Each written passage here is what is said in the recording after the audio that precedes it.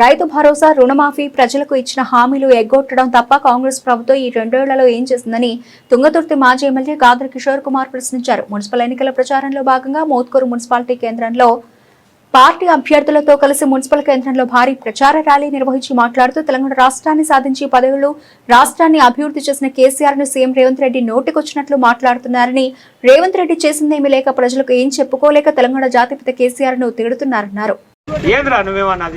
ఈ రెండుకెళ్ళినప్పుడు పసుపు పూసుకొని వేస్తా వెళ్తారు కదా, అట్లా అని కూడా పసుపు పూసి మా గాడి మీద పెట్టి ఊరేగియాలి కొడుకుని, అట్లయితే చక్కగా అవుతాడు. ఇక లేకపోతే ఏం మాటలు మాట్లాడుతున్నావు?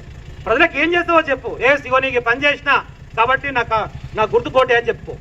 నేను చెప్తున్నా, ఇగో ఇప్పుడు నేను చెప్పిన పనులన్నీ నేను చేసిన. నా విషయంలో పొరపాటు జరిగినా సరే ఇప్పుడన్నా కనీసం మా అభ్యర్థిని ఆశీర్వదించి కారుగుట్టి మీద ఓటేసి మున్సిపాలిటీని కనుక బీఆర్ఎస్ పార్టీ జెండా ఎగరవేస్తే 100% మన నాయకులు మీకోసం పనిచేస్తారు. దాని గురించి నేను చెప్తున్నా, ఈ పనులు చేసినా. నువ్వేం చేసినా ఒక పని చెప్పు. పోటీ చేసి అభ్యర్థులకు ఫోన్ చేసి బెదిరించుడు. రేపటికెళ్ళి నీ దుకాణం నడుస్తుందా? రేపటికెళ్ళి నువ్వు బండి నడుస్తావా? మరి అన్న నీ అయ్యా జాగిరా అలా కొడుక నాకు అర్థంగా గడపకి ఏం చేస్తాం రా? ఇయ్యాలి నడుతున్నారా? మరి అన్న పడేమన్నా ఎప్పటికెళ్ళి నడుపుతున్నాడు. ఆయన స్కూల్లో పని చేసుకుంటూ చిన్న స్థాయి నుంచి చదువుకుంటూ వచ్చి సొంతంగా బడి పెట్టుకొని ఇంకో బ్రాంచ్ను పెట్టుకొని 2 సొంత బస్సులు కొనుక్కొని పెడితే పక్క స్కూళ్ళతో నేను బస్సుల మీద కంప్లైంట్ ఇప్పిస్తారు. ఇదా రాజకీయం? ధైర్యం ఉంటే ఎదుర్కోరాదు. ఈయన పేరు చెప్తేనే ఒకటి వీక్కొని పోయింది ఆల్రెడీ, నేను పోటీ చేయని చెప్పి పేరు చెప్తేనే ఎదుర్కొనే ధైర్యం లేదు. అప్పుడు ఫోన్ చేసి బెదిరించుడు. మీరు ఎవ్వరు భయపడాల్సిన అవసరం లేదు.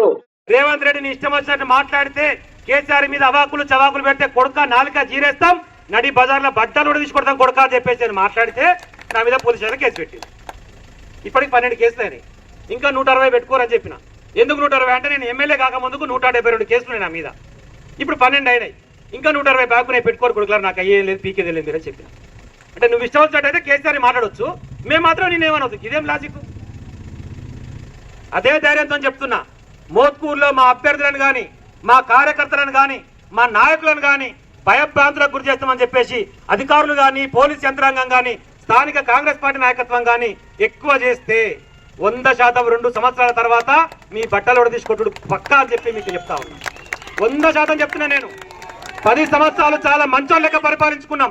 ఎవరో జోలికి పోలే, అభివృద్ధి కోసం పనిచేసినాం, కేసీఆర్ నాయకత్వం కోసం పనిచేసినాం. పొద్దున లేస్తే కేసీఆర్ గారు హరితారం ఉరుకురా అంటే ఉరుకుడు, బతుకమ్మ శ్రీరామ్ మంచిరాప అంటే ఉరుకుడు, మిషన్ కాకతీయ అంటే ఉరుకుడు, మిషన్ భగీరథ ఉంటే ఉరుకుడు, సీసీ రోడ్లు అంటే ఉరుకుడు. ప్రతి పనికి ప్రజలలో అందుబాటులో ఉండి ఎక్కడా కూడా చిన్న పొరపాటు చేయకుండా మేము పరిపాలన నిమగ్నమై ఉన్నాం. కానీ ఈసారి మీరు ఇష్టం వచ్చాడు చేసి మేము ఏదంటే అది నడుస్తానని చెప్పి కనుక అనుకుంటే తస్మాత్ జాగ్రత్త కాంగ్రెస్ నాయకులారా, అదేవిధంగా పోలీస్ అధికారులారా. మీ ఇష్టం వచ్చాడు చేస్తా అంటే నీ అయ్యా జాగిరి కాదు, నీకు గదే చట్టం నాకు గదే చట్టం, నీకంటే ఎక్కువ చదువుకున్న చట్టాల గురించి నీకంటే ఎక్కువ తెలుసు. తస్మాత్ జాగ్రత్త అని హెచ్చరిస్తా ఉన్నా అందరినీ కూడా.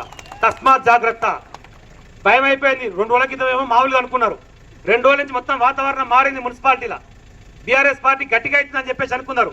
ఇవాళ మనం ర్యాలీ పెట్టామన్నారు. తెల్లారు పెట్టుకోవచ్చుగా, సాయంత్రం అంటే ఓర్లో తెచ్చుకుంటారట, అక్కడో తొక్కనో తెచ్చుకొని పెడతారట. పెట్టుకో, ఏం పోయేది నాకు? ఏమయ్యేది ఉంది? ఆమెకి కాన్సెన్స్కి ఏం సంబంధం ఉంది అసలు? దయచేసి ఆలోచన చేయండి. మన కోసం పనిచేసేటువంటి నాయకులని మీరు ఆశీర్వదించి ముందుకు సాగించాలని చెప్పి హృదయపూర్వకంగా మీ అందరికీ కల్ప తలకాయ పెట్టి అడుగుతా ఉన్నా. దయచేసి ఆలోచన చేసి